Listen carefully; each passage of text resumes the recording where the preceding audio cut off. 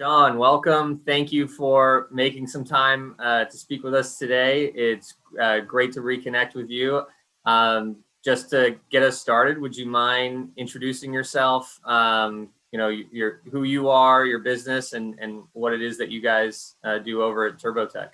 Sure. Well, it's my pleasure, and thank you for having me. So my name's Sean Kline, and I'm president and CEO of Turbotek. And we are a technology success provider, and we are in the IT outsourcing segment. But to compare with many providers out there, people hear the word managed services provider, the term, and they think they understand that. But we take a very different approach, and we can talk about that throughout the interview. Well, yeah, I definitely want to drill into that. But before we do, how long have you been in this business, and what got you into it? Why did you set out and launch Turbotek? Sure. Well, I've been in technology my whole career, so 30 odd years at this point, I guess. I can't remember, but in one form or another. But about 11 years ago, I was introduced to this boutique investment banking firm who had the idea of buying and selling businesses, which appealed to me. I had always been a bit of what I would call an entrepreneur. I had started up businesses, including services businesses within other larger companies, well, large and small. And we did a search and looked at about 700 different companies in the area. And I met with 70 CEO owners, presidents myself. And I looked at technology and non-technology. I'm glad I ended up in technology. I acquired this company. And because that's kind of my passion, is the intersection of business and technology. That's interesting, and it's interesting to come at it from that angle. And do you think that's still going to be part of the future of Turbotek? Or are you looking to grow through acquisition or just organically? And I think there does seem to be an interest in some kind of roll ups and folks looking to buy up other companies. Is that part of your strategy for building Turbotek, or just organic growth? Well, I think of growth as risk related. And so the more you want to grow, the more risk you have to take on sometimes. And certainly I've been involved in the M&A field for many years and have seen people do that effectively. And I've also seen the downside of that. So it's not my first choice to acquire, because I would rather compete and displace. But I certainly see, I don't want to never say never, never say never. Okay. Yeah. And so when clients hire you, what does a typical engagement look like? What are most of your customers looking to get out of a partnership with Turbotek? Well, I would question the word engagement. Engagement to me implies some short-lived time period, and our customers last for years and years and years. I have customers who I was able to convert to our new approach. What was new back then, it's still evolving, but from before the acquisition. So 15-year-old customers, that's who I want. I don't want an engagement. But to answer your question, it's really about what are the costs and results they're getting from technology, both what they see and they don't see. And this is a lot of education in this market segment, because people have a range of understanding of it, where they think, well, we can do it ourselves, which is problematic for various reasons. You can still have break fix kind of people out there, these so-called managed services providers, as I described, and then our approach is quite different. But it ultimately comes down to what's the pain that they are feeling. And I suppose this is true of any product or service. If someone's going to make a change, invest more, perhaps, go away from a current approach, whether it's an vendor or internal, there's got to be a significant amount of impact on their business or them personally. So what are some of the some of the industries that you guys are serving today, and what do those relationships look like? How are you serving them? How are you helping them, be more successful through technology? Yeah, well, it's a horizontal problem. So I think that the issue of productivity loss, risk, poor return on capital investment, these types of, functionality, all of these things cut across the board. But practically speaking, because of the educational aspect that I described, I really need to speak with the president, owner, CEO of this business. I find that 20 to 100 employee companies are the sweet spot in terms of how they are strategic about technology and the impact on the business. So I practically speaking find that small manufacturing companies, certain types of services, recently I've seen some interest in construction related things. That's certainly hot in this market. So that's some of the ones, but again, it is a horizontal issue. Yeah, and what are some of the things that you think, whether it be from an education perspective, that they're missing or overlooking, that, when you have 10 conversations, that, if there's patterns out there that you see that people are just either not aware of or overlooking, or there's misconceptions about, what they should be doing or what they should be thinking about related to their, their technology stack? Well, it's amazing to me because I literally had a conversation yesterday with some service providers who provide services into the same type of segment. But people don't generally come in with a beginner's mind. That's sort of one of our core values in our company, is to have a beginner's mind, not to have preconceptions. And there are a lot of preconceptions out there. And so, for example, we were talking about cybersecurity, and there were a bunch of different people with a bunch of different opinions, and they're talking about the importance of insurance and, having different plans and all of this. And I say, folks, I do this for a living, and that's all very well and good, but if you're relying on your insurance, it's too late. It's really about process. And so I think that getting people to understand that you spend a certain amount, you get a certain set of results, and there are different costs associated with those different processes. 80% of my cost is labor. So if I cost more than someone else, which I often do, it's because we're doing things that they're not doing. And it's generally around the process to align technology to best practices and standards within the context of our customers' business goals. And we're not for everyone in that regard.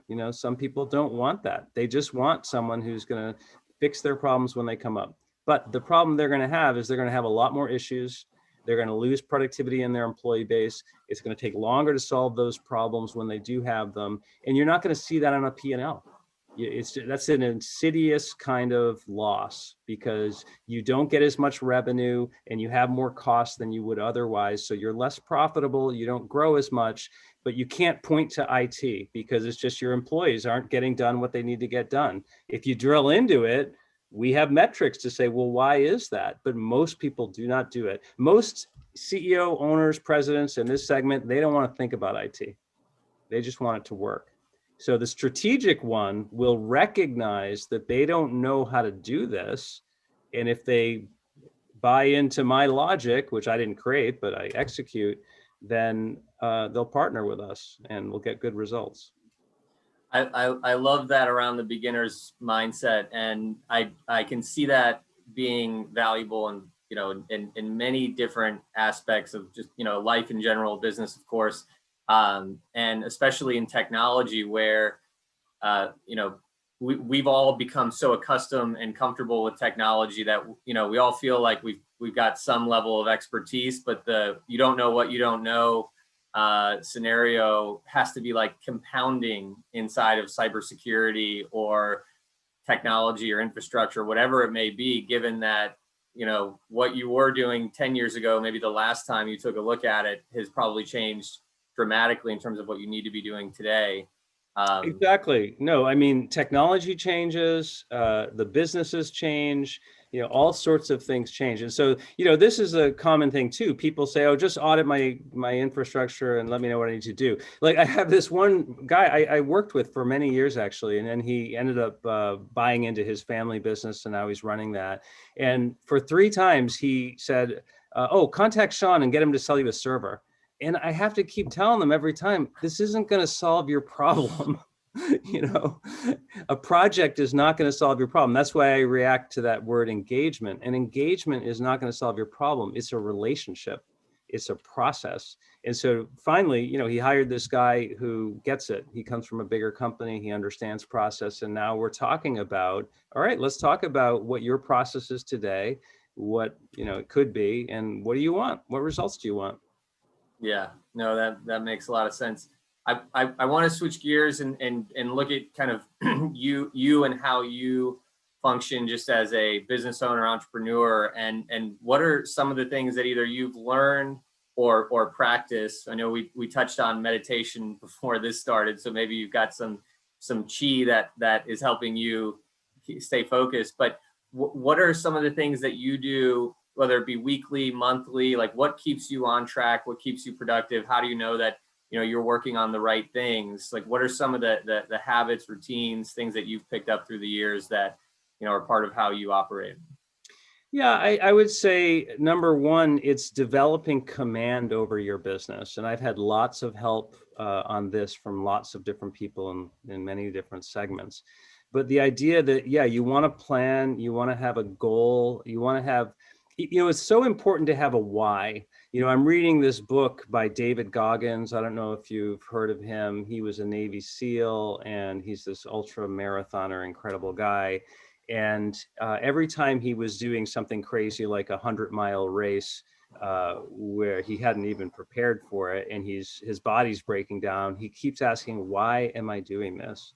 And I think that's such an important question. And that's the Simon Sinek kind of thing as well, the why.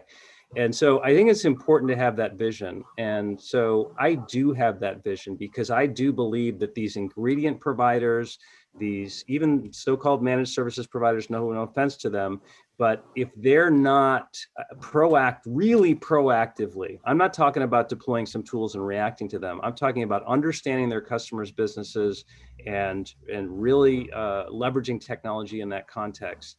If they're not doing that, they're causing damage to society and to those companies. They really are. And so this is kind of how I think about it and how I try to build a culture around that in my company. And so starting with that why, and then every day, then the question is, well, how do you execute that? Well, you got to have a strategy. So we have to break it down. We have to say, all right, operationally, we need to be excellent. And so we have a whole bunch of metrics which help us understand how to be operationally excellent. Culturally, we have to be excellent. So when my employees are talking about an issue, I want to know, why did that happen? And how do we never allow that to happen at any other customer? Obviously there's going to be an organic amount of things which happen, which are normal, but I tell you, there's a wide variety of things that we can prevent from happening across the board systematically. So it's that type of culture, understanding that there is a customer on the other end of a ticket. It's not just a ticket to be dealt with. We need to understand what the impact is. And then we take that and we do some analysis. We understand, all right, given our goals, what do we need to do to sell? And what do we need to do to market? And then it's, yearly, quarterly, weekly, daily goals. And it is that unforgiving spreadsheet we use, which tells you where you are every single day. And it doesn't have to be complicated. But you got to execute. And I have actually right here, I'll show you. This is, I don't know if you can see that. It says one more. And that's right in front of me. One more call, one more conversation, whatever. Just this relentless pursuit to get to where we want to go. And I certainly don't live up to that. I try to, but that's kind of the mindset. I love everything that you just said. And I feel like some of it must come from that experience where you analyzed 700 companies and met with 70 present CEOs, because operational excellence and then having those kind of KPIs, those are the tough lessons. I feel like people have to kind of really skin their knees, run into brick walls, whatever it ends up being, to understand that you need to have that strong why, and then use that to execute and have a lot of those things that you just mentioned. But it speaks volumes, because I don't think you learn a lot of that with just one business. If you do, it takes a long time to get there. So yeah, and you've hit on something huge. It's all about resilience, and it's all about showing up and participating. and it's faith, frankly, because I don't know necessarily how things are going to go next week.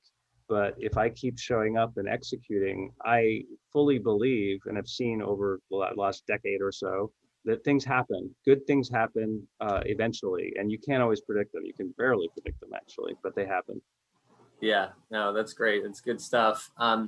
So I love to always ask around advice, and whether it be best advice, worst advice you've ever received. I think both are kind of interesting, and then we'll go on to, advice you might give somebody else. But what do you think is some of the best advice you've received, whether recently or at large, or even some of the worst advice? Well, I sometimes we think of advice as things which we need to do ourselves, and so maybe I'm projecting my own weaknesses. But I heard something recently which struck me, which was it's not about what you say to someone, it's about how they feel when you leave the room. And I need to work on my empathy on an ongoing basis, and I thought that was great advice, because for me personally, I can tend to be very analytical, very kind of driver mentality, and let's get the task done. And I have to keep reminding myself that's not what this is about. It's about relationship, it's about people, it's about impact. And so that's I think some very strong advice. I would say bad advice is, don't listen to your family and friends and naysayers. I can't tell you, I had a very successful corporate career, and I did this, and by the way, lots of things have gone wrong over the past decade, like major, major things. And so I continue to try to just show up and be resilient, and I'm not going to listen to the naysayers, and I'm just going to keep going. And you kind of listen to your inner voice. I try to do that, and that's where we're talking about meditation before this. That's where we can still our minds. We can start to listen, and that's truth that comes. So that's what I try to do. Yeah, both very strong answers there. And I'm taking things away from this already, so I appreciate that. And then just more kind of narrow scope, what have you learned from sales marketing lessons? What are some of the things from a sales standpoint that you've either learned as a key lesson, or wisdom you would pass on to somebody else in the last decade? What's some good sales advice? Well, sales for me, I do not consider myself a natural salesperson by any means, and so I'm continually trying to develop in that area, because I have to, and it's important for the business. And I guess for me, it's important to have a sales process so that you can be accountable to it, so it can be repeatable, so that you can measure it, so that you can use it to achieve your goals. But you got to be flexible and human within that process. And so, I'm constantly working on how can I make it light, while still applying the process, not be a slave to it. And I can feel that when I'm in a good sales situation and I'm saying yes as much as I can, but also challenging where appropriate. That's, to me, is the tension of it. It's the art of being able to educate someone and maybe really turn them 180 degrees from where they were, but do it in a way which is really empathetic to them and understanding of what they're going through, and light. What's the phrase? Wear life like loose clothing, this type of thing. And so that's one of the things I've really learned. I think in terms of marketing, certainly companies like Nerdwise, you do a great job of starting out with the marketing communication strategy, and then the execution against that, and measuring that, and driving results. And it's all about, again, execution. I think that's the key. Yeah. No, I again, I mean, your experience is shines through, but I hear you around, you can't just you need the process, but you can't just rely on the process. You have to also have that flexibility to acknowledge that, hey, yeah, the process is there for a reason, but I have to also be empathetic and flexible and map towards this situation. And that's where you can actually create opportunities to move things forward, right? That's where the magic happens. Mm. Um, what does the next year look for you, look like for you coming out of COVID back to normal? I don't know if that's had a big impact, but what are your kind of, what does the next year for Turbotek look like? Anything on the horizon that you're looking to do, change, add to your stack? What's on the horizon for Turbotek? Yeah, I mean, I think that it's an opportunity to go on offense. I mean, this has been a surreal environment, and I certainly am empathetic to all the pain that many have gone through, and I've seen that personally, but also in my customers who've had to furlough staff, and so it's difficult, and I've tried to help them through that best we could. But I want to continue to go on offense. We want to grow. We want to leverage the work that we've done with you and try to secure more clients. I want to add staff in that regard. So it's really there. I think that the industry is going through a change. Things like cybersecurity. It used to be we talked a lot about prevention, and in the last year or two, prevention doesn't go away, but it's the realization is you're gonna get breached. So it's not about what you do to prevent that, it's what do you do when that happens. So I think there's increasing sophistication around process and tools and all sorts of things in that area. I would anticipate we would continue to look at those things and execute there. But it's also, there's a lot of noise, and so we have to be careful that we're executing in the ways that make sense, because things like cybersecurity, backup disaster recovery, it's the Gartner framework of cost, risk, and impact on the end user. And those variables are still there. I would add a fourth maybe, which is feasibility of implementation. So we always have to look at these things and balance them. So those would be some of the areas I would think that we would be looking at over time.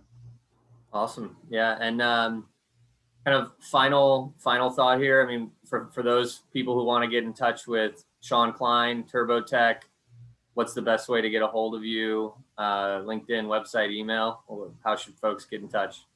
Yeah, absolutely. Feel free to connect with me on LinkedIn. So Sean Kline, email seank@turbotekcomputer.com. That's spelled TURBOTEK computer.com. Website, same thing, www.turbotekcomputer.com. I think they want to call me, 603-296-4845. Happy to chat. Awesome. Well, Sean, thank you so much for the time. Very insightful. You went wide and deep with your answers, and I appreciate the thoughtfulness behind everything. And thanks again for being an awesome customer and for taking time to speak with us today. My pleasure. Thank you.